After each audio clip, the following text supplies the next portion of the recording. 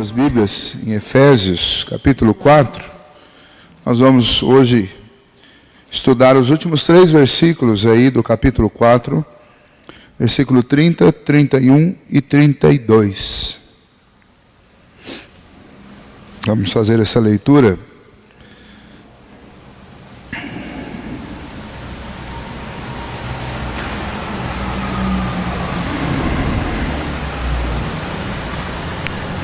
Vamos fazer a leitura desde o versículo 25, para a gente ler essa sessão completa. Nós já usamos 2 quartas-feiras para os primeiros versículos e hoje nós vamos encerrar.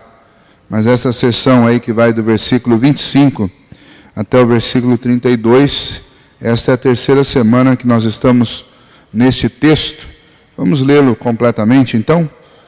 Diz assim: por isso, deixando a mentira, fale cada um a verdade com o seu próximo, porque somos membros uns dos outros. Irai-vos e não pequeis. Não se ponha o sol sobre a vossa ira, nem deis lugar ao diabo. Aquele que furtava, não furte mais, antes trabalhe, fazendo com as próprias mãos o que é bom, para que tenham com que acudir ao necessitado. Não saia da vossa boca nenhuma palavra torpe, e sim unicamente a que for boa para a edificação, conforme a necessidade, e assim transmita graça aos que ouvem. E não entristeçais o Espírito de Deus, no qual fostes selados para o dia da redenção. Longe de vós toda amargura, e cólera, e ira, e gritaria, e blasfêmia, e bem assim toda a malícia. Antes, sede uns para com os outros, benignos, compassivos, perdoando-vos uns aos outros, como também Deus em Cristo vos perdoou. Muito bem, vamos orar mais uma vez. Senhor Deus, ajude-nos a compreender a Tua palavra, ensina-nos, ó Deus, nesse momento, e torna aplicável esta palavra ao nosso coração, ó Deus, para que a gente possa não só conhecer, mas também praticar aquilo que vamos aprender com esta leitura da Tua palavra. Em nome de Jesus que nós te pedimos isso. Amém. Muito bem. Os pontos passados, acredito que eles são bem claros, os versículos, eles são autoexplicativos, mas só para nós lembrarmos, o versículo 25 faz uma exortação, negativa e positiva. Negativa, deixa a mentira, não minta. Positiva, fale a verdade com o próximo. Por quê? Porque nós somos membros uns dos outros. Ninguém consegue enganar o próprio braço ou a própria perna. Mais cedo ou mais tarde, primeiro que é uma loucura isso. E se você tentar, mais cedo ou mais tarde, essa mentira virá à tona. É como fazer uma cirurgia. Você anestesia uma parte do corpo para enganá-la, para que ela não sinta dor. Para que você não sinta a dor. Mas quando a cirurgia passa e a anestesia passa, a dor vem, mais cedo ou mais tarde vai doer. Então, a anestesia é um exemplo do que a mentira faz. A mentira, ela anestesia por algum tempo as pessoas que estão envolvidas. Mas em algum momento ela vai ser descoberta e aí então vai ser extremamente doloroso. O versículo 26 fala sobre a questão da ira. A afirmação do texto positiva é: pode ficar irado, não tem problema ficar irado. O que você não pode é transformar ou deixar que a sua ira se transforme num pecado. E como é que eu posso transformar a minha ira em pecado? De 2 maneiras. A primeira delas é quando eu excedo. Quando eu fico irado e ao invés de me conter, eu vou usar a minha ira como uma desculpa, uma razão para eu ofender, para eu machucar, para eu me vingar. E aí eu transformo a ira em alguma coisa que vai ser pecaminosa. A ira é apenas para ser, a ira é como se fosse um sinal de alerta, um sinal vermelho que algo de errado está acontecendo. É o seu campo de força, alguém invadiu. Isso vai dar ira, né? Isso vai gerar indignação. Mas essa indignação ela não pode ser transformada numa vingança, numa retaliação. A outra maneira de transformar a ira num pecado é deixar com que o seu coração fique se alimentando dela. Você prolongar a ira no coração, você deixar ela fazer morada no seu coração, porque daí ela vai se transformar em outras coisas. Vai se transformar num ódio contido, que com o tempo vai se transformar numa amargura, e você vai carregar isso dentro do seu coração, e isso vai apodrecer tudo. Eu usei um exemplo na semana passada, é como se você guardar um pedaço de carne na geladeira e acaba a energia e fica lá o final de semana inteiro. Quando você abrir na segunda-feira, está insuportável, né? Então vai apodrecendo tudo. Então quando você põe no coração, está bonitinho. Quando ela entra com motivo, você tem uma razão, tem uma justificativa para estar irado, tudo certinho. Mas quando os dias vão passando, ela vai virando um pedaço de carne podre e ela vai estragar, ela vai azedar você, vai azedar tudo em você. Então isso é pecaminoso. Então Paulo está dizendo assim, olha, irai-vos, ou seja, pode ficar indignado, mas não use a sua indignação para pecar, seja pelo excesso, seja por guardar a indignação no coração.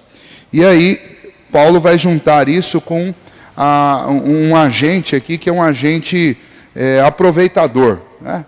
Esse agente é Satanás. Aí Paulo vai dizer, e nem deis lugar ao diabo. A ideia é que a ira é um campo muito fértil para Satanás. É uma área da nossa vida, é um momento da nossa vida que Satanás acha uma porta aberta lá para entrar. E aí depois nós vamos sofrer, porque depois a gente vai perceber que a gente caiu numa cilada, né? Então, nem deis lugar ao diabo. Eu li semana passada alguns textos com vocês, entre eles o texto lá de 1 Pedro. E diz que Pedro fala, o diabo está em nosso derredor, procurando quem possa tragar. E é interessante, eu acho que eu não citei na semana passada, mas se você lembrar de Pedro, Pedro é alguém que tinha uma experiência muito clara com esse assunto. Eu não sei se vocês lembram, mas Pedro, pouco tempo antes de ser tentado, ele disse para Jesus, antes de negar Jesus, ele disse para Jesus, quando ficou sabendo que iriam matá-lo, o próprio Senhor Jesus disse isso, ele falou assim, de jeito nenhum, eu vou beber esse cálice do Senhor aí, e se vierem para cima do Senhor, primeiro vão ter que passar por cima de mim. E aí Jesus responde para Pedro, Pedro, Satanás vai te colocar numa peneira, você vai ser peneirado. Veja que situação. Então, quando Pedro fala que Satanás, nosso adversário, anda em derredor, ele sabe muito bem do que ele está falando. Porque ele foi vítima, quando ele falou isso, Jesus disse para ele, arreda-te, Satanás.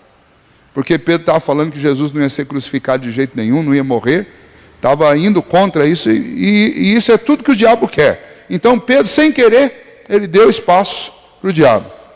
Segundo, lá na noite em que Cristo foi preso, Pedro, na sua timidez, no seu medo, no susto daquela situação toda, ele deu uma brecha e o diabo começou a peneirá-lo de fato, porque ele negou a Jesus. Não só negou a Jesus, mas depois ficou extremamente envergonhado e fugiu de Jerusalém quando ele ficou sabendo que Jesus tinha ressuscitado.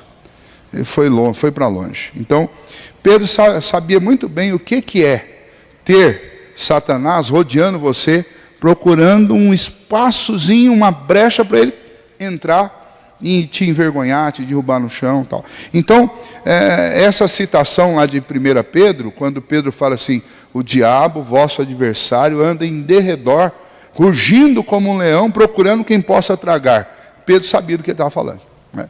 E aqui Paulo está dizendo isso, olha, não deis lugar ao diabo. Então, cuidado, que a ira, por exemplo, é uma brecha. Mas depois você fala assim, não, pastor, eu sou um sujeito fleumático, ninguém nunca me viu irado, isso não é meu problema. Será que não é mesmo? É uma coisa que a experiência diz, e eu tenho comprovado isso, que essas pessoas mais quietinhas e mais contidas são as pessoas mais iradas que existem. Só que elas se iram e elas seguram, o negócio fica lá dentro. Por dentro dela parece um vulcão adormecido. Adormecido que nada, lá por dentro está queimando. Aí o sujeito tem gastrite, tem diabetes, tem mais um monte de coisa, e um dia estoura. Eu lembro de uma novela, não lembro o nome, uma novela bem antiga, que tinha um marido lá que a mulher brigava com ele o dia inteiro, e tratava ele igual cachorro, e ele nunca falava nada. No último capítulo da novela, apareceu lá ela brigou com ele, fez alguma coisa, pareceu um vulcão, né? Aquela coisa assim, tremeu a cidade inteira, e o homem abriu a boca e falou, mas na hora que ele falou também, ele fez, ele compensou todo o tempo que ele viveu calado. Então, essa coisa de ser quietinho, falar assim, pastor, ira não é o meu problema, porque eu não me iro. Será? Será que não se ira mesmo? Né? Então, cuidado, porque se você é essa bomba relógio que fica guardando tudo, um dia você vai estourar. E nesse dia o diabo vai usar esse momento para achar uma brecha e entrar na sua vida. Né? Então, cuidado com isso. Tá? É importante que a gente aprenda o conselho aqui de Paulo. Fale. Aconteceu um problema hoje? Resolva hoje. Né? Resolva hoje. Não resolva no auge da ira, porque você começa a tentar explicar alguma coisa para outra pessoa, quando está todo mundo irritado e irado, ninguém entende nada. Mas dá uma respirada, passa uma meia hora, uma hora, vai lá e conversa, resolva, né? Principalmente nos relacionamentos conjugais, é importante que resolva-se isso. Eu tenho um casal lá de São Caetano, de amigos nossos, muito chegados, e eles têm, entre tantos acertos deles, lá, acertos conjugais, eles têm um combinado no encontro de casais, eles falaram que no dia que eles casaram, a Edna, a esposa, falou assim, olha, nós nunca, jamais vamos dormir separados. Nunca. Nem que a gente durma cada um segurando uma faca na mão, eu vou dormir junto. Jamais em cama separada. E eles, E aí, eu fiquei sabendo disso, por quê? Porque nessa época a gente estava combinando um grupo de homens de ir pescar no Mato Grosso. E aí, nenhuma mulher queria saber disso. Aí ele falou, eu vou porque meu marido não vai dormir sozinho, nós temos um acordo. Se ele quiser ir pescar, ele vai ter que me levar junto. Eu vou na mala, porque eu não deixo. Eu odeio pescar, odeio beirar de rio, mas eu tenho um acordo com ele, eu não vou. Porque eu não vou dar brecha para acontecer nada. Então era assim. Então, eu falo, aí eles acabaram contando a experiência deles, que eles teve ocasiões que eles foram assim, dormir, que um queria engolir o outro, né? Mas deita lá, e foi assim, o resultado é sempre maravilhoso, porque passa ali 10, 15 minutos, ninguém aguenta ficar de boca calada, acaba conversando, e toda boa briga de casal termina, vocês sabem como, né? Então, é maravilha. Mas a gente tem que ter essa firmeza de assumir que nós temos fragilidades, mas a gente não pode deixar essa coisa atravessar uma noite. Né? O grande desafio na vida conjugal é você encerrar os assuntos no dia em que eles acontecem. Aconteceu hoje, encerra hoje. Porque essa coisa de dormir com um bronquinho, isso cheira a adolescente. Adolescente que tem esse negócio, né? Ficar bronqueadinho, né? Fica de mal. Casal não pode ter isso. Né? E a gente tem que criar esse hábito de resolver as coisas. Né? A gente tem competência, tem amor necessário, senão não estava junto, né? Para resolver. Senão você vai dar espaço. E aí o inimigo vai atacar. Antigamente, principalmente, já que eu toquei no assunto de casais, antigamente o inimigo ficava do lado de fora, né? As tentações estavam lá do lado de fora. Hoje as tentações são acessíveis dentro da sua casa. Né? Muito acessíveis. Então, marido tem que dormir do lado da mulher. Se é para dormir no sofá, então vai dormir os dois no sofá ou dorme os dois no quarto. Porque não deixa o seu marido zanzapeando nem pela sua casa, porque a sua casa também já é perigosa. E isso vale para as esposas também. Então, a gente precisa guardar isso. E não é só aqui, né? É filho com pai, não pode. Tem um problema com o filho? Resolva antes de dormir. Né? Teve um problema com o pai? Resolva antes de dormir. É isso que significa não se pôr o sol. Não dá para resolver hoje? Não dá para resolver hoje, mas se você segurou, já passou um dia, resolva no dia seguinte. Não deixe esse negócio prolongar. A ideia de não se pôr o sol sobre a vossa ira é, não deixa passar de um dia os problemas de ira, certo? Então nós falamos bastante sobre isso. O versículo 28 fala sobre a questão de furto. E aí a negativa é não furte, e a positiva é trabalhe. E aqui nesse texto tem uma justificativa muito boa. E eu citei alguns exemplos na semana passada, mas o ensino do texto é, você quer ficar rico? É lícito você querer ficar rico, mas você tem que ser biblicamente pelo motivo correto. E qual que é o motivo correto? Paulo dá aqui, trabalhe com as próprias mãos, fazendo o que é bom, para que tenha com que acudir o necessitado. O maior objetivo de se tornar alguém rico não é reter. O maior objetivo de se tornar alguém rico é poder ajudar. Ajuda primeiro os de casa, os que são da família, ajudar os que são próximos, os da igreja, os amigos. Quer dizer, você ter condição de abrir esse leque, de poder ajudar as pessoas. Então, é lícito sim, não é errado querer ser rico, desde que o motivo seja correto. É isso que Paulo está pondo aqui. Se o seu objetivo é poder ajudar as pessoas, Deus vai honrar isso. Deus vai te abençoar nesse intento seu. Versículo 29, não saia da vossa boca nenhuma palavra torpe. O cuidado com as nossas palavras, de não usar palavras palavras baixas, palavras maliciosas, xingamentos, gritos, que nós vamos falar um pouquinho sobre isso. Mas usar a sua língua e a sua fala para transmitir o quê? Para transmitir edificação, para transmitir a graça do Senhor. Esse tem que ser o objetivo das nossas conversações. Se qualquer conversa minha não for terminar com a informação a respeito da graça e da misericórdia do Senhor, não vale a pena ser falado. Então, nós temos uma dificuldade muito grande nisso. Se nós formos selecionar e avaliar as nossas conversas, elas não têm nada a ver com o que Paulo está falando aqui. A grande maioria delas. E nós falamos de um monte de coisa e pouquíssimas vezes nós paramos para falar. Um exemplo disso é que muitas vezes quando a gente quer fazer uma oração na casa da gente, é quase que como se um extraterrestre descesse na cozinha ou na sala onde a gente está orando e todo mundo fica assim, né? Porque é uma coisa tão anormal, que parece que desceu um extraterrestre ali, incorporou em você e parece que nem é você que está falando. Eu vejo isso aí acontecendo. Às vezes a gente tem essa sensação dentro da própria casa da gente. Mas, poxa vida, o que a gente anda falando tanto, que quando a gente abre a Bíblia, quando a gente resolve fazer uma oração, parece que é algo tão fora do comum, tão fora da realidade. Então tem que tomar cuidado. O que está fazendo parte do nosso cotidiano, do nosso cotidiano doméstico em termos de conversação? Então nós vivemos numa sociedade maliciosa, a malícia tomou conta das nossas linguagens, as futilidades assumiram um espaço muito grande na nossa vida e passa-se horas e horas conversando sobre futilidades ou assistindo futilidades. A televisão, ela ocupou um período do nosso dia, diariamente, com futilidades. Você pegar a televisão do começo do dia até a hora de dormir, você vai, com exceção dos jornais, e tem jornal que inclusive fabrica notícia. Esses dias eu estava conversando com o Lucas, ele veio lá e eu comecei a perguntar algumas coisas para ele, e virou moda isso. Não sei se vocês observaram que tem alguns jornais que eles trazem poucas informações que de fato são importantes. Outras são fabricadas por eles mesmos. Viagem do próprio jornal para tal lugar para falar de coisa alguma. Mas não tem. Muitos jornais têm comentários. Eu não quero saber o comentário lá do jornalista, a opinião dele sobre o assunto. Eu quero saber a notícia. O que aconteceu?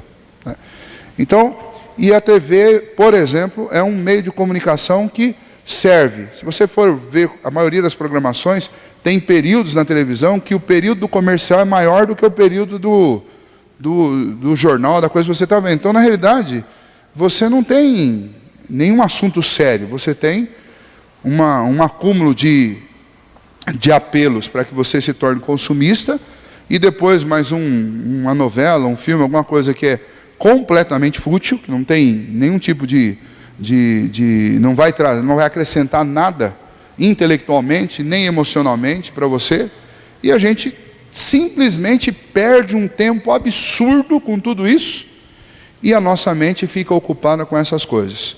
Então, às vezes a pessoa fala assim, falar a palavra torpe é falar um xingamento, pastor. Não, tem muitas outras coisas que nós fazemos que estão relacionadas com isso. Quando nós usamos o nosso tempo inutilmente, quando nós expomos o nosso ouvido a conversações completamente inúteis, nós estamos nos enquadrando dentro desse texto. A ideia aqui é que a gente gaste tempo conversando e falando daquilo que transmite a graça.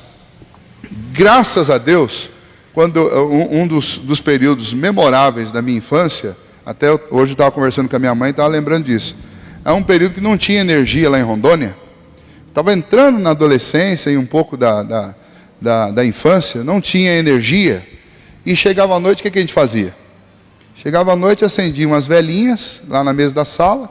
Eu adorava ficar cutucando vela e colocando bichinho para queimar na vela. E ali se ficava das 6 horas, 7 horas, até o quê? Até 10 horas da noite, conversando. Você não tinha. Às vezes tinha um rádio lá, e eu lembro que a gente ouvia alguns programas da Transmundial, que passavam a noite lá com algumas mensagens, algumas músicas, mas ficava se conversando. Eu adorava jogar trilha com meu pai. Trilha é um joguinho parecido com dama. E jogava trilha, jogava dama, e ficava batendo papo. Minha mãe fazia crochê. Esse é um período memorável da vida. É um período que eu tinha, por exemplo, eu e minha irmã, nós tínhamos os nossos pais só para nós, né? E os nossos pais tinham a gente só para eles. Porque não tinha que dividir o tempo com televisão, não tinha que dividir o tempo nem com videogame, nenhuma dessas coisas, né? Até porque não tinha energia. Seria um bem danado, de repente, faltar energia algumas noites aqui, para a gente ficar em casa e voltar a conversar. Porque parece que as pessoas só conversam quando não tem energia, daí você desliga tudo, né? A gente ainda tem a infelicidade do celular, que a bateria dura bastante, né? Hoje, se acabar a energia, cada um na casa cata o celular e continua do mesmo jeito. Então, mas a gente deveria proporcionar algumas noites assim, proporciona uma noite anti-tecnologia na sua casa. Desligue tudo. Vamos desligar tudo. Hoje nós vamos bater papo. Vamos jogar um joguinho de mesa, vamos ler a Bíblia, vamos fazer alguma coisa desse tipo. Ok? Então a ideia aqui é isso. É usar a sua língua, a sua fala, o tempo que você tem com as pessoas para fazer aquilo que transmite edificação, que transmite a graça. Os 3 últimos versículos aí. Então, o versículo 30 começa com esse E aí, tá? Esse E é como se fosse um mais. Ele está ligando tudo que está para trás com o que está aqui. Então, a orientação de Paulo aqui é: não entristeçais o Espírito. De que Espírito ele está falando? Do Espírito de Deus. Que está onde? Que está dentro de nós.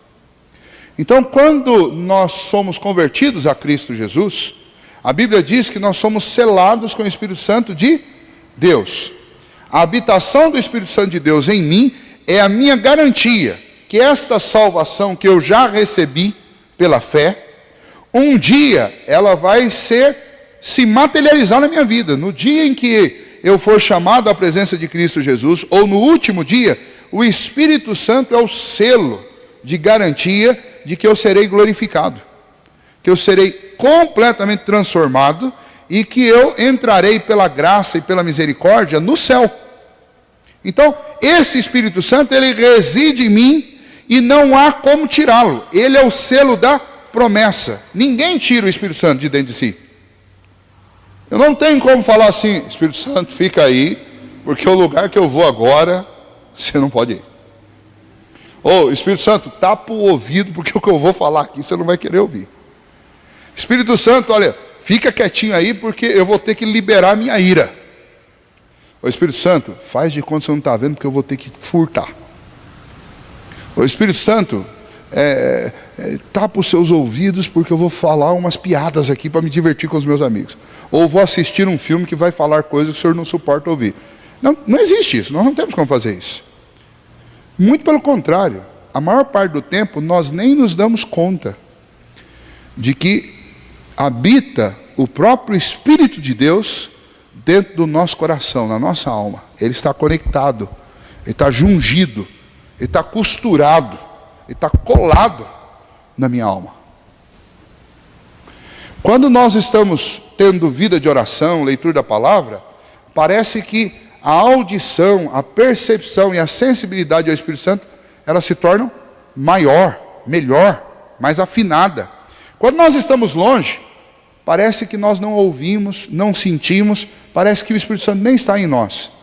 Paulo está dizendo aqui, não é que ele não esteja, mas quando uma pessoa está triste, ela gosta de conversar. Quando a pessoa está triste, ela quer fazer alguma coisa. Quando a pessoa está triste, o que ela quer? Eu, quando estou triste, eu quero ficar em silêncio, de preferência, e ninguém fale comigo, e eu não quero falar com ninguém. Eu quero ficar na minha. Paulo está dizendo, não entristeçais o Espírito. Não entristeçais o Espírito de Deus, no qual fostes selados para o dia da redenção. Ele está dizendo, olha, esse Espírito está dentro de você, e ele vai ficar aí até o dia da redenção, porque ele é a garantia da sua salvação. Agora, quando você faz aquilo que a palavra de Deus proíbe, quando você faz aquilo que você sabe que desagrada o coração de Deus, quando você vai a lugares em que você sabe claramente, porque o que acontece não é a questão geográfica, mas é o que acontece naquele ambiente, é algo que é completamente contrário àquilo que é ensinado nas Escrituras. Quando você diz aquilo que vai contra tudo que é ensinado nas Escrituras, quando você se comporta de maneira completamente oposta àquilo que se exige, àquilo que se espera de um cristão, o que acontece com o Espírito Santo dentro de mim? Ele vai se entristecer comigo. Se nós voltarmos lá no capítulo 1, no capítulo 1 fala que nós somos abençoados com toda a sorte de bênçãos espirituais em Cristo. Depois, ele vai falar sobre a obra do Espírito no meu coração. Se você voltar um pouquinho lá, capítulo 1.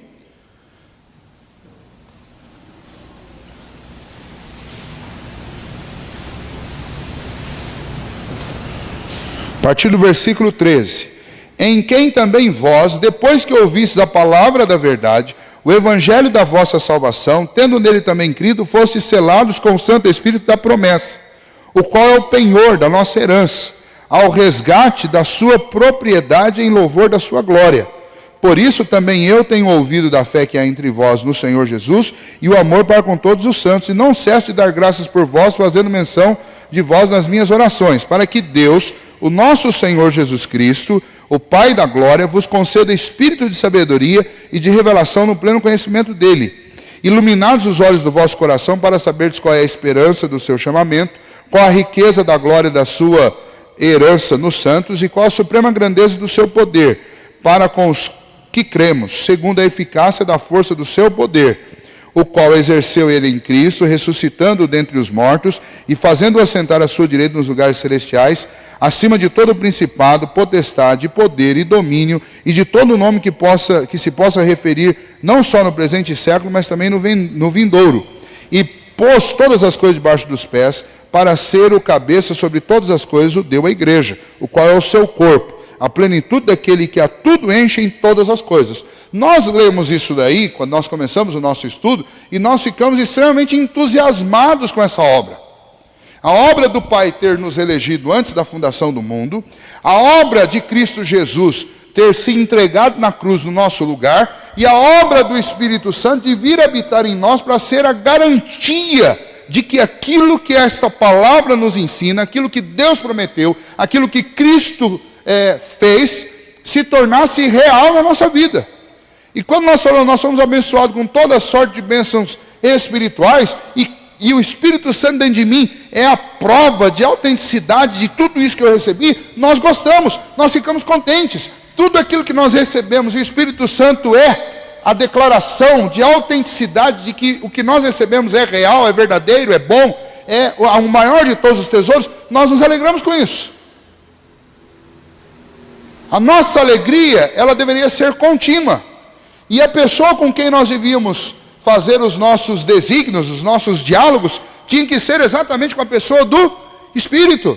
Por quê? Porque ele é o selo, o passaporte, o selo que dá autenticidade ao meu futuro. E o meu futuro vai ser no céu, o meu futuro vai ser a nova terra, numa dimensão de vida de acordo com os padrões de Deus, e não com os padrões desse mundo. E quando eu vivo de acordo com os padrões deste mundo, sendo selado para ser e para viver segundo os padrões de Deus, o que acontece com esse espírito que está dentro de mim? Ele se entristece. Entristecendo-se, ele fica apagado, ele não fica extinto. Ele não pode ser extinguido. Eu posso até tentar extingui-lo, mas eu não vou conseguir. Como que alguém tenta extinguir o Espírito Santo? Quando alguém tenta jogar no lixo toda a obra que Cristo fez. Quando vai embora, larga a igreja, larga tudo, não quer saber de orar, não quer saber de fazer nada. Mas, se de fato foi selado com o Espírito Santo de Deus, nunca vai conseguir. Vai dar com os burros na água a vida inteira. Até que vai chegar uma hora que vai desistir de tentar dar murro em ponto de faca e vai voltar. Lembra como Paulo descreve a conversão dele? Quando ele assistiu Estevão sendo apedrejado, Deus tocou no coração dele. E depois, lá no caminho de Damasco, quando Cristo apareceu para ele caiu do cavalo, ficou cego. Ele vai contar isso para o rei Agripa, lá no final de Atos, e ele vai dizer assim, olha, Deus falou comigo, Saulo, Saulo, por que me persegues? Dura coisa é para ti o recalcitrares contra os teus aguilhões. O que significa isso? O que Paulo está querendo dizer com isso? Paulo está dizendo o seguinte, olha, eu sabia a verdade. A verdade já estava plantada no meu coração. E eu estava matando o crente, perseguindo o cristão, mas a cada um que eu perseguia e matava, é como se eu fosse um boi, dando coice no aguilhão. O aguilhão é aquele negócio cheio de prego que coloca atrás na frente da carroça, e atrás do cavalo ou do boi, boi coiceiro. Então eles colocavam isso lá para quando o boi queria ao invés de destruir a carroça, ele acertava os pregos. E ele ia insistindo com isso até que uma hora ele parava. Aí Paulo está dizendo assim, olha, matar cristão, perseguir cristãos, para mim, era como recalcitrar contra aguilhão, era como dar murro em ponta de prego. Porque ele sabia a verdade. Porque a obra de Deus na vida dele não começou no dia que ele caiu do cavalo no caminho de Damasco. Começou no dia em que ele ouviu Estevão sendo apedrejado, dizendo, eis que eu vejo os céus abertos, e eu vejo o Filho de Deus em pé, ao lado do trono de Deus, para me receber. Saulo ouviu isso, e ele viu Estevão sendo morto. E naquele dia Deus começou a falar com ele. E ele ficou batendo. A mesma coisa acontece conosco, quando nós sabemos a verdade, o Espírito Santo habita em nós e a gente quer viver de forma dissoluta. Vai dar murro em ponto de faca.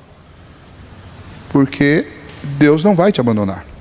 O Espírito Santo não vai ser extinguido no seu coração. Agora, esse Espírito Santo pode ficar silencioso? Pode. Quem fica triste, silencia. Quem fica triste, se apaga. Quem fica triste, se cala. E quem vai ser o prejudicado com isso? Ora, se o Espírito Santo, que é quem reajusta, reanima a minha consciência, é quem faz guerra contra a minha natureza carnal, se o Espírito Santo é quem me dá discernimento, o que vai acontecer comigo à medida que eu vou entristecendo o Espírito Santo? Eu vou só declinando. Porque quem me faz lembrar a palavra de Deus? Jesus falou para os discípulos, antes de partir, ele disse, olha, eu vos enviarei o Espírito Santo, e ele vos fará lembrar de toda a verdade. Entre outras coisas, né? Mas ele vos fará lembrar. Ele vai fazer com que vocês saibam como responder. É o Espírito Santo que faz essas coisas. Agora, se eu só faço aquilo que entristece o Espírito Santo vai me lembrar como me comportar num momento de estresse. Ele está entristecido, apagado. Você não quer saber dele? Então quando Paulo está falando isso aqui, ele está dizendo assim, olha, para viver de forma compatível com o nosso chamado, lembra o primeiro versículo do capítulo 4? O primeiro versículo do capítulo 4 é um desafio de Paulo. Portanto, eu tenho que viver de que maneira? Eu tenho que viver de acordo com aquilo para que eu fui chamado, com a minha vocação. Eu fui chamado para ser cristão, para ser imitador de Cristo Jesus. Como é que eu vou conseguir isso? Fazendo tudo que está aí no capítulo 4, mas finalmente tomando um cuidado de não entristecer o Espírito. Porque se eu entristeço o Espírito, que é uma garantia de Deus no meu coração, se eu entristeço, ele não fala comigo. Se ele não fala comigo, eu só vou fazer besteira. Então quando a gente chama a igreja, por exemplo, para um período de oração, por que a gente chama a igreja um período de oração? Porque alguma coisa nós fizemos e nós não estamos ouvindo o Espírito. Porque o Espírito Santo, ele quer que nós congreguemos, o Espírito Santo quer que a gente leia a Bíblia, o Espírito Santo quer que a gente ore, o Espírito Santo quer que a gente ame, que a gente perdoe, quer que a gente se dedique. O Espírito Santo quer essas coisas, a Bíblia deixa claro isso. O Espírito Santo quer frutos de justiça, o Espírito Santo quer que nós sejamos longânimos, quer que nós sejamos pacientes, quer que nós sejamos benignos, são frutos do Espírito. E quando isso não está acontecendo, nós não estamos ouvindo o Espírito. Se eu não estou ouvindo, eu preciso orar, e eu preciso buscar Deus, para eu preciso ser reafinado. Esse piano nosso aqui, de vez em quando tem que vir um técnico aqui para ajustá-lo, afiná-lo. Quem afina a nossa alma com Deus é o Espírito Santo. Então, o maior prejudicado e o grande prejuízo da nossa vida é entristecer o Espírito Santo. Porque aí, os maiores prejudicados com isso, seremos nós mesmos. Então, Paulo diz, e não entristeçais o Espírito de Deus, no qual fostes selados para o dia da redenção.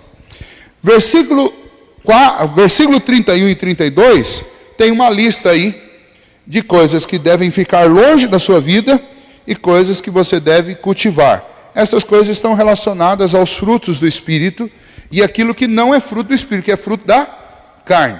Da mesma maneira que Paulo coloca lá em Gálatas, quando ele faz os frutos do Espírito, os frutos da carne, aqui ele também faz essa relação. E aí ele diz assim, olha, então mantenha longe de você toda amargura, cólera e ira. Ele está falando de quais coisas? Ele está falando, tudo aqui está relacionado com a ira não contida. Tudo está relacionado com isso. Então veja, quem é que fica amargurado? Quem fica irado e não resolve a ira. Cólera, o sujeito que fica irado e não se contém. Ira, assim, olha, se a ira, que é legítima, que você pode ficar irado, mas se ela está sempre dando ocasião para você se exceder, ficar colérico, se ela está sempre dando ocasião para você ficar guardando coisa e ficar amargurado, então, cuidado com a ira. Cuidado com a ira. Nesse caso aqui, usando os exemplos que eu dei nas semanas anteriores, é melhor ser um chuchu, então. Melhor não cuidar. Melhor não ter personalidade. Porque se for para ter personalidade, para viver pecando, tem gente que fala assim, pastor, eu tenho personalidade. Eu falo assim, mas a sua personalidade só serve para fazer você pecar, então é melhor que você não tivesse. Então, é isso que Paulo está dizendo aqui, ó. Mantenha longe de você. Mantenha longe de você. Amargura, cólera, ira. Essas coisas não são boas. Gritaria, blasfêmia. Por que gritaria? Gritaria e logo blasfêmia em seguida. Porque, olha, isso é... Você começa a discutir com uma pessoa num tom alto, o que acontece? Primeiro, que você começa a achar que o que vence a discussão é a altura da voz. Então, cada um quer responder mais alto. Quando a altura da voz não resolve, aí você começa a ofender. Você começa a falar coisas que são absurdas. E é nessa hora que você começa, a chance de você blasfemar é muito grande. Então, tem um amigo meu que queria muito ter um filho ou uma filha. E ele tentou várias maneiras. E toda vez que ele tentava, alguma coisa dava errado. Ele chegou a ter crianças com ele dias. E depois...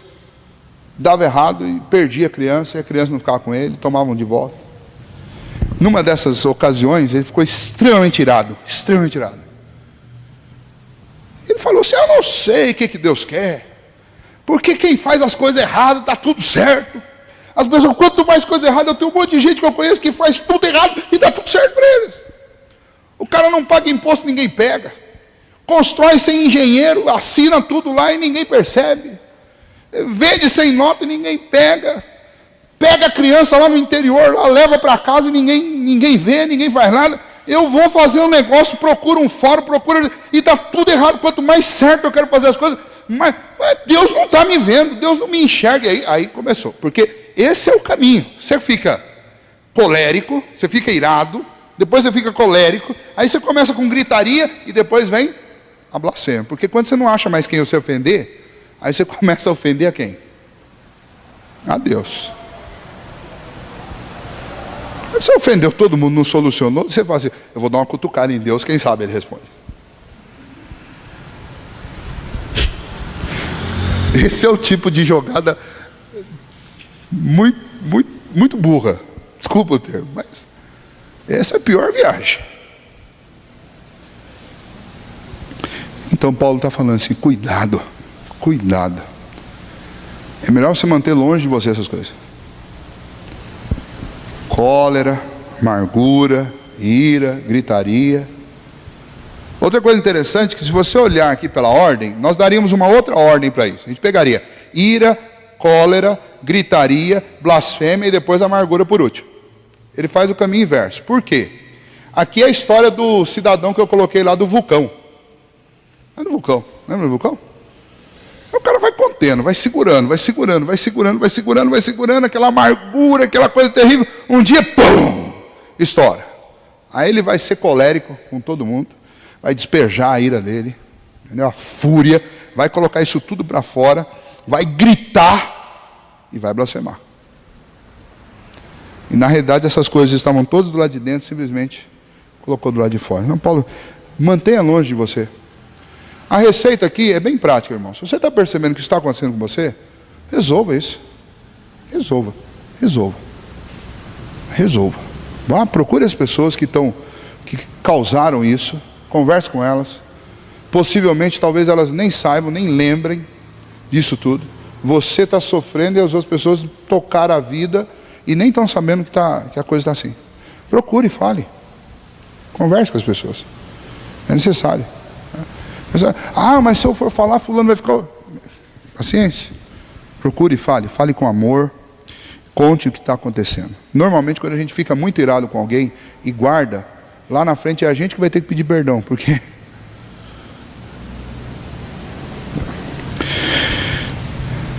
Do lado positivo, versículo 32. Antes, sede uns para com os outros. Primeiro, benigno. Eu conheci um pastor que chamava Benigno, lá em Porto Velho, Rondônia. É um velhinho, ele fazia jus ao nome. Não sei se deram o nome para ele antes, ou se ele assumiu ele personificou a marca do nome dele. Mas se você tivesse que dar um adjetivo para ele, era o mesmo nome dele. Benigno. Uma pessoa que tinha prazer em fazer o bem, inclusive para quem fazia o mal para ele. Extremamente benigno, bondoso, compassivo, perdoando-vos uns aos outros, como também Deus em Cristo vos perdoou. Essa é a receita, uma receita simples. Não é fácil, mas é uma receita simples. Estas coisas aqui, benignidade, ser compassivo, perdoador, isso não tem a ver com sentimento. Tá? Uma coisa que sempre quando eu vou falar sobre esse assunto, eu falo, isso não tem a ver com sentimento. Isso não tem a ver com mágica. Não é milagre também. Isso é decisão. É decisão. Perdão, bondade, é decisão. É decisão que você toma. Não é também uma... Porque se não fosse decisão, nós não tínhamos uma ordem para fazer isso. Eu tenho ordem para fazer aquilo que eu posso tomar uma decisão. Se é uma coisa que tem a ver com sentimento, eu não tenho controle. Se é uma coisa que tem a ver com milagre, eu não tenho controle, não depende de mim. Se é mágica, eu não posso nem mexer com isso. Não é. Não é pozinho mágico caindo do céu. Hoje eu senti que eu vou perdoar. Se você ficar esperando você sentir que você vai perdoar alguém, desculpa, você não vai perdoar nunca. Talvez um dia você perdoe por puro emocionalismo. Teve um culto bonito, todo mundo chorou, você te perdoa. No outro dia você lembra de tudo e vai ficar com raiva. E na primeira oportunidade que você tiver para jogar na cara, você joga. Quando a gente faz na emoção, é assim. Agora, a questão é, e Paulo ele tem muito esse perfil de pontuar as coisas assim, no preto e no branco. É decisão. É decisão. Uma decisão que cabe a cada um de nós. Decisão de ser benigno, decisão de ser compassivo, de sentir compaixão pelas pessoas. Tentar sentir o que o outro está sentindo. Aquela coisa, ponha-se no lugar do fulano. Então, normalmente, a gente gosta muito dos nossos direitos. E em muitas ocasiões, você tem o direito é seu. Mas se você fizer esse esforço de você ir se colocar, olha, ninguém é mal por mal. Alguma coisa está acontecendo. Ninguém gosta de entrar numa situação de desacordo, até vexatória, vergonhosa, porque quer. Alguma coisa está acontecendo. Ser compassivo é sofrer com. É ir lá, sentir um pouquinho da dor da pessoa, e aí sentar do lado. E ser compassivo é algo que você não expressa com palavras. Ser compassivo você expressa com atitude. É sentar do lado da pessoa na hora que a pessoa está ali. Ela não quer que você fale nada, ela só quer que você sente ali um pouquinho do lado dela. É abraçar. É assim que a gente demonstra ser compassivo. Assim como ser bondoso também é uma coisa que não dá para você fazer na base da palavra. Bondade é uma coisa que exige ação. Não é como você ser bondoso só de de palavra. Tiago fala assim, olha, o que adianta chegar alguém e falar para você, estou passando necessidade, você, meu querido, nós estamos aqui orando por você, vou fazer uma oração, faz uma oração bonita, vai em paz, viu? Deus te abençoe. E aí? E o estômago? Talvez resolveu o problema do ouvido, mas não resolveu o problema do estômago. Pastor, o senhor orou, mas meu estômago continua rocando. Não resolve. Então, bondade, ser compassivo são atitudes, envolve ação. E o perdoar também, perdoando-vos uns aos outros. Eu gosto muito, sempre que a Bíblia fala sobre perdão, ela coloca perdoando-vos uns aos outros. E para mim o mais importante aí é o uns aos outros. Porque esse uns aos outros significa o seguinte, que hoje é você que está perdoando? Pode se preparar, porque amanhã vai ser você que vai precisar ser perdoado. Primeiro, porque não tem ninguém perfeito. Segundo, porque quando a gente acha que a gente está por cima, você pode ir se preparando para cair, porque vai tomar uma. Então, perdoar é perdoar uns aos outros. Porque eu perdoo hoje, vou me esforçar para não fazer nada para ter que ser perdoado pelos outros. Mas existe uma grande possibilidade que eu vá precisar de perdão também. Quando o Senhor Jesus fala sobre isso, Jesus fala assim, olha, você deve tratar as pessoas como você quer ser tratado. Você quer receber misericórdia? Então, trate as pessoas com misericórdia. Você quer receber bondade? Então, seja bondoso. Até na oração que nós conhecemos como oração do Pai Nosso, você tem essa frase extremamente clara lá. Perdoa as nossas dívidas, assim como nós perdoamos. Ou seja, está subentendido aí que a gente entendeu que Deus nos perdoou e nós devemos perdoar aos outros.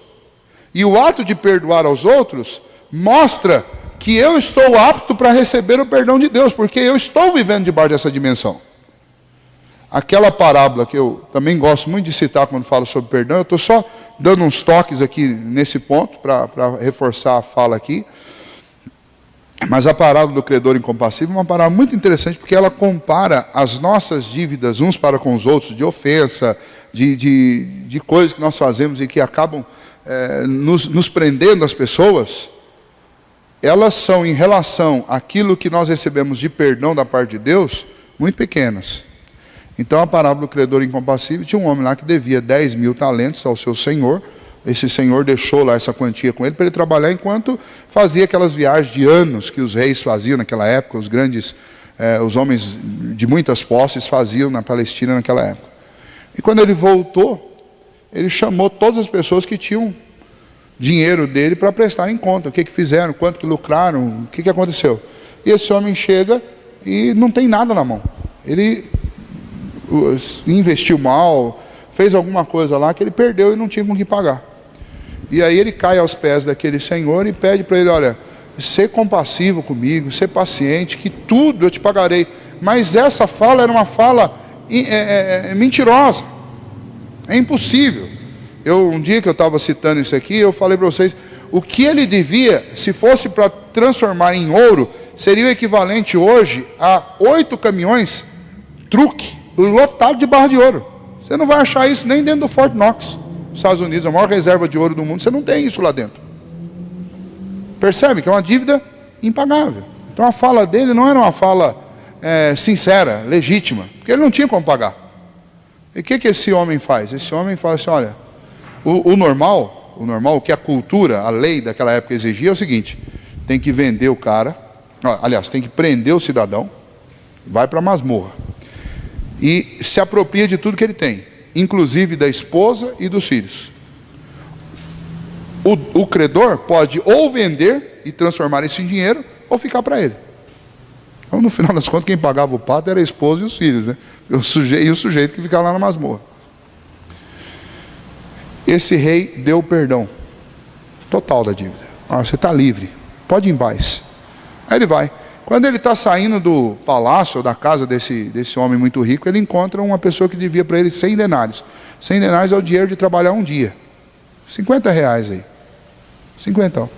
Ele falou assim, eu não tenho como te pagar hoje, mas ser paciente comigo que eu vou te pagar. Estava falando alguma coisa verdadeira. Porque ele só precisava trabalhar um dia que ele ia ter como pagar. Mas naquela hora ele não tinha.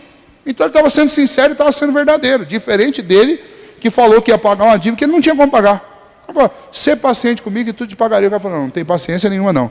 Vai agora. Chamou os verdugos e mandou levar o sujeito para o calabouço. As pessoas que assistiram ele recebendo o perdão dessa quantia estratosférica ficaram indignados de ver a postura dele, foram lá e contaram para o rei.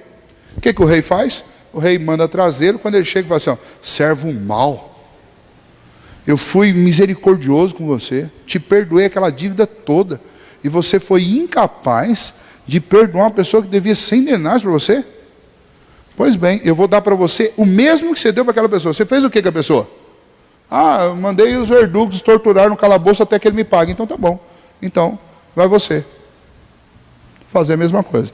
Se você pensar, aquele que foi torturado lá no calabouço, ele só precisava trabalhar um dia, ele estava livre, podia continuar a vida dele. E o outro?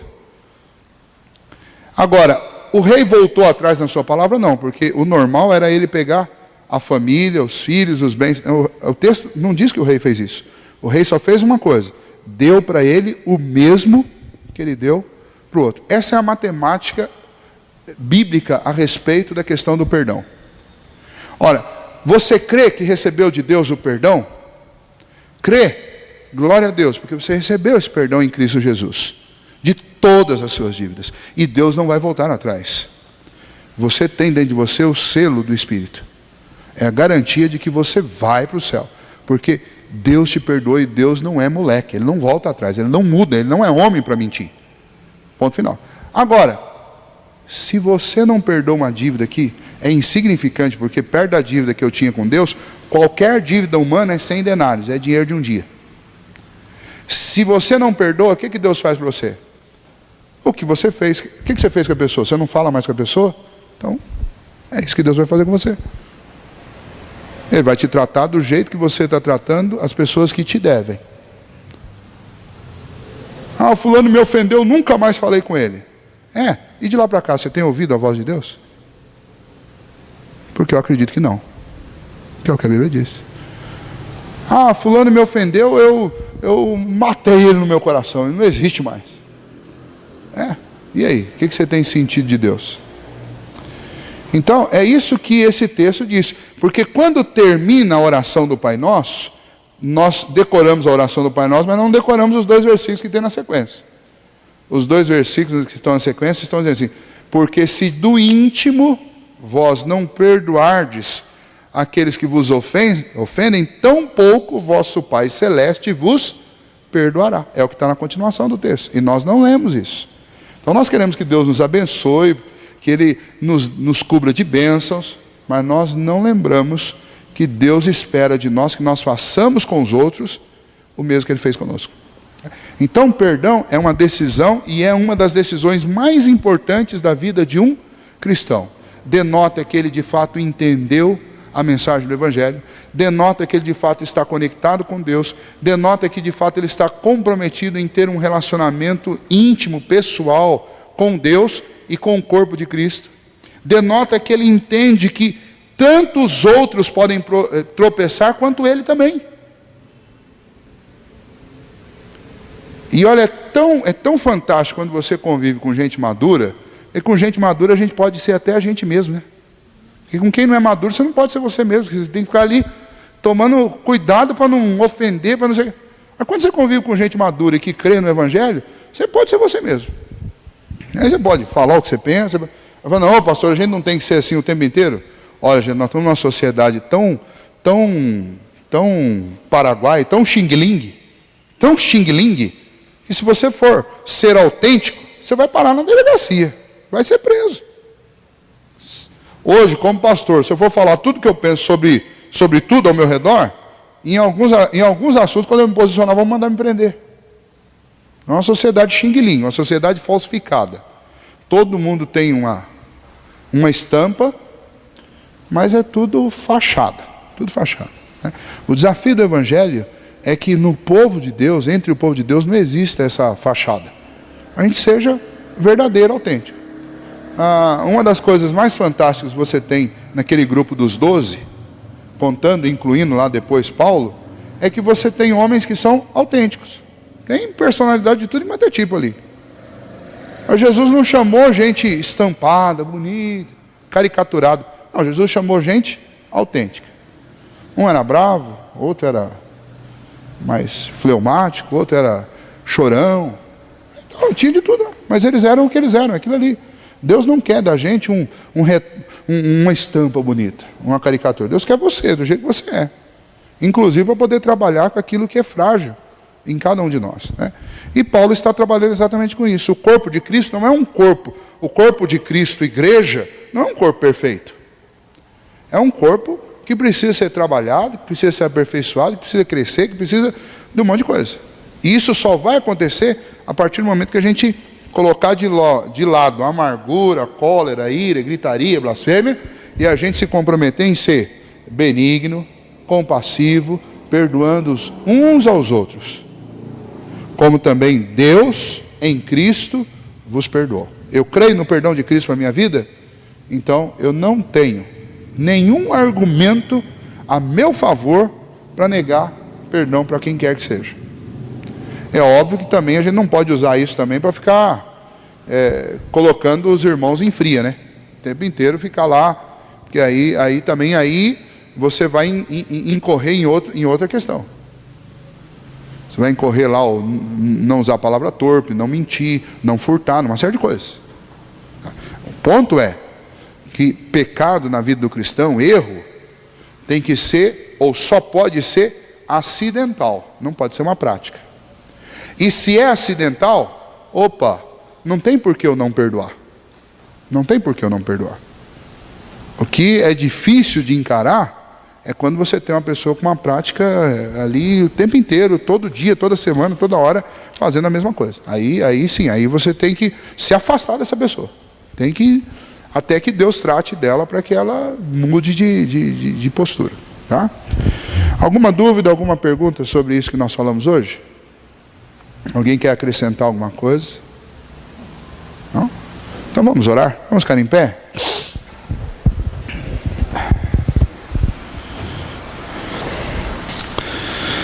Senhor Deus, nós te agradecemos, Pai, nesta noite, por podermos estudar a Tua Palavra. E, ó Deus, apesar destes assuntos serem assuntos corriqueiros, ó Deus, tão batidos, mas eles continuam sendo um desafio para cada um de nós. E o Senhor sabe, ó Deus, o quanto para cada um de nós é difícil pôr em prática cada um desses pontos que foram explanados. O Senhor sabe que alguns de nós têm facilidade com uma coisa, mas têm dificuldade com outra. E nós estamos colocando diante do Senhor a nossa vida, ó Deus, humildemente para reconhecer diante do Senhor que somos pecadores e queremos melhorar, queremos mudar, Senhor. O Senhor sabe a luta íntima e pessoal que cada um aqui tem travado contra muitos desses assuntos aqui que foram citados. E a nossa oração diante do Senhor, ó Deus, é que o Senhor nos dê força para experimentar as mudanças em obediência à Tua Palavra. Pedimos ao Senhor que o Senhor nos perdoe pelas nossas falhas, os nossos erros. Cremos no perdão que temos da parte do Senhor. Pedimos que o Senhor nos ajude também, ó Deus, a sermos benignos, compassivos e também a perdoar uns aos outros, ó Deus, para que nós vivamos de fato, ó Deus, esta essência do corpo de Cristo, que é viver em amor, perdoando como Cristo nos perdoou. Ajuda-nos nisso, ó Deus, ajuda-nos a olhar mais para as pessoas como filhas de Deus, regeneradas pelo Senhor, que estão sendo, ó Deus, trabalhadas pelo Senhor e um dia serão perfeitas. Ajuda-nos a olhar uns para os outros assim, tentando enxergar a perfeição da obra de Deus na vida de cada um. Para que a gente não crie, ó Deus, mágoas, amarguras, tristezas com pessoas, ó Deus, mas que a gente possa confiar no amor do Senhor, entregar todas as nossas causas diante do Senhor e confiar que o Senhor é o Rei dos Reis, o Senhor de toda a terra, e o Senhor sabe o que é melhor para cada um de nós. Colocamos diante do Senhor os nossos irmãos e parentes enfermos e suplicamos ao Senhor, ó Deus, que o Senhor esteja acudindo-os em suas necessidades. O Senhor sabe que esses dias, ó Deus, têm sido dias difíceis para muitos de nós, mas nós pedimos ao Senhor, ó Deus, que o Senhor esteja curando, se essa for a vontade do Senhor, restaurando, e que o Senhor esteja, ó Deus, fazendo acima de tudo a Tua vontade. E a nós, ó Deus, que amamos, que temos amizade, que temos, ó Deus, companheirismo, que sofremos com, ó Deus, os nossos entes queridos, os nossos amigos que estão enfermos. Que o Senhor nos dê a paciência, que o Senhor conforte o nosso coração, anime-nos, ó Deus, e acima de tudo nos dê fé, ó Deus, para confiar nos caminhos do Senhor. Abençoe a nossa igreja, nos grandes desafios que temos, ó Deus. Próximo ano nós temos tantas coisas que queremos consertar, queremos fazer diferente, e se o Senhor, ó Deus, não nos abençoar, nós não vamos conseguir, por nós mesmos nós somos incapazes. Mas nós pedimos ao Senhor que o Senhor esteja tocando os corações, animando-nos, ó Deus, e conduzindo-nos segundo a Tua vontade. Agora dê a cada um de nós aqui, ó Deus, uma noite de descanso, que o Senhor possa reparar, ó Deus, nossos cansaços, ó Deus, para que amanhã possamos acordar dispostos para Te servir. Ajuda-nos, ó Deus, a aplicar estas palavras que ouvimos e aprendemos hoje, e nós possamos colocar isso em prática na nossa vida. É em nome de Jesus que nós oramos. Amém, Senhor.